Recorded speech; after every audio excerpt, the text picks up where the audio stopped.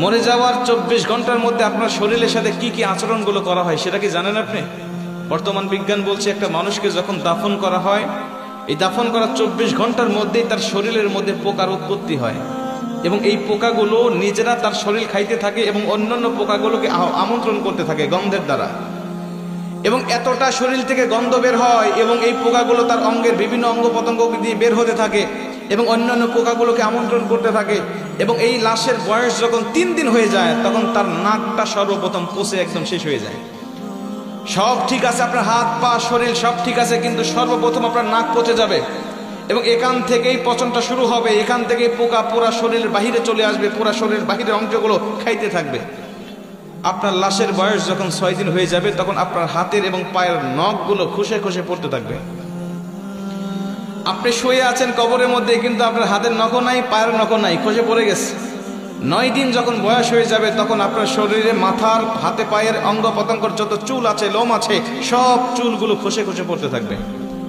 কবরে শুয়ে আছেন আপনি, আপনার হাড় শুয়ে আছে, আপনার শরীর শুয়ে আছে, কিন্তু চুল আপনার শরীরে নেই, সব খসে খসে মাটিতে পড়তে থাকবে। বিজ্ঞান বলছে যখন এই লাশটার বয়স 17 দিন হয়ে যায়, এই 17 দিন পর্যন্ত লাশটা শুধু ফুলতে থাকে, ফুলতে থাকে, পেটটা শুধু ফুলতে থাকে। এই ফুলার আকৃতি যে কত ভয়ঙ্কর, যদি কোনো মানুষ দেখতে পারতো তাহলে কবরের চিন্তায় সর্বসময় ব্যস্ত থাকতো।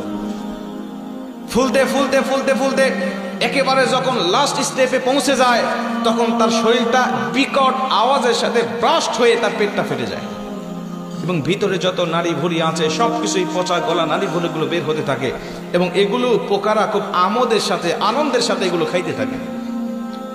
খাইতে খাইতে এই লাশের বয়সটা যখন 60 দিন হয়ে যায়, লাশের বয়স 60 দিন হয়ে যাওয়ার পরে তার শরীরের 1 ইঞ্চি পরিমাণ গোস্ত থাকে না, চামড়া থাকে না, সব কিছু একেবারে শেষ হয়ে যায়। 60 দিন পর্যন্ত একটু একটু পর্যন্ত থাকে। 60 দিন যখন হয়ে যাবে আপনার শরীরে কোনো চামড়া থাকবে না, কোনো গোস্ত থাকবে না, কোনো চর্বি থাকবে না, কোনো রগ থাকবে না, কিচ্ছু থাকবে না, শুধুমাত্র হাড্ডি পড়ে থাকবে। যে শরীর নিয়ে দুনিয়ার জমিনে আপনি এত বড়াই করেছেন, এত অহংকার করেছেন, যে শরীরের যত্ন নেওয়ার জন্য আপনি কত বিদেশি দামি দামি কসমেটিক ব্যবহার করেছেন, কিন্তু এই শরীরটা ইসলামের পথে, এই শরীরটা আপনি ইসলামের পথে কাজে লাগান নাই। এই শরীরটা আপনি কখনো আল্লাহ পাকের দেওয়া শরীর, আল্লাহ পাকের জন্য আপনি কখনো ব্যবহার করেন নাই। হারাম হালাল তাওয়াক্কা না করে সবসময় আপনি ব্যস্ত রেখেছেন। আপনার এই শরীরটা 60 দিনের মধ্যে শেষ হয়ে যাবে, আর অবশিষ্ট কিছুই থাকবে না।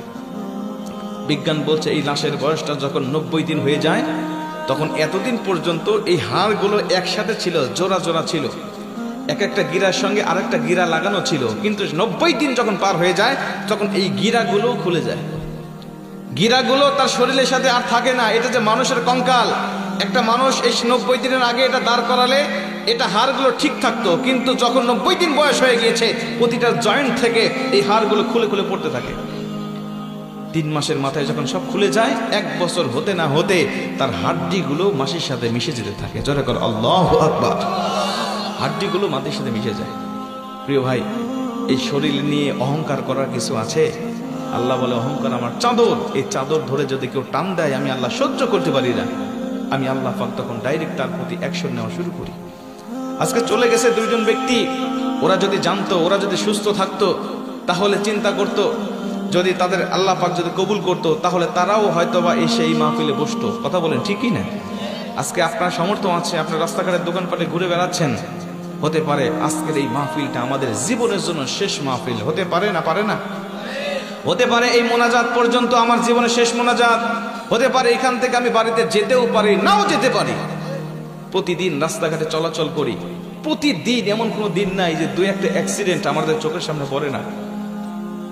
রাস্তাঘাটে চলতে গেলেই দেখা যায় কোথাও গাড়ি উল্টে পড়ে আছে, কোথাও গাড়ি একদম পিষে গেছে, কোথাও মানুষের রক্ত পড়ে আছে, বিভিন্ন রকম অ্যাক্সিডেন্ট আমাদের চোখের সামনে পড়ে। এরাও তো যাচ্ছিল তার আত্মীয়দের সাথে দেখা করার জন্য, এরাও তো পরিবারের কাছে ফিরতে যাচ্ছিল, এদের জন্য তো স্ত্রী অপেক্ষা করেছিল, এদের জন্য তার সন্তানরা চেয়ে আছিল, কিন্তু রাস্তায় তাদের প্রাণটাকে ঝরে গিয়েছে। আমাদের প্রাণও এভাবে ঝরে যেতে পারে নাকি পারে না? এই জন্য সতর্ক হওয়ার সময় এখনই, সিদ্ধান্ত নেওয়ার সময় এখনই। আমার এই জীবনটা আমি কোন কাজে অতিবাহিত করছি? আল্লাহ আমাদের সবাইকে হালাল পথে আমাদের জীবনটাকে অতিবাহিত করার তৌফিক দান করুক। জোরে বলেন আমিন।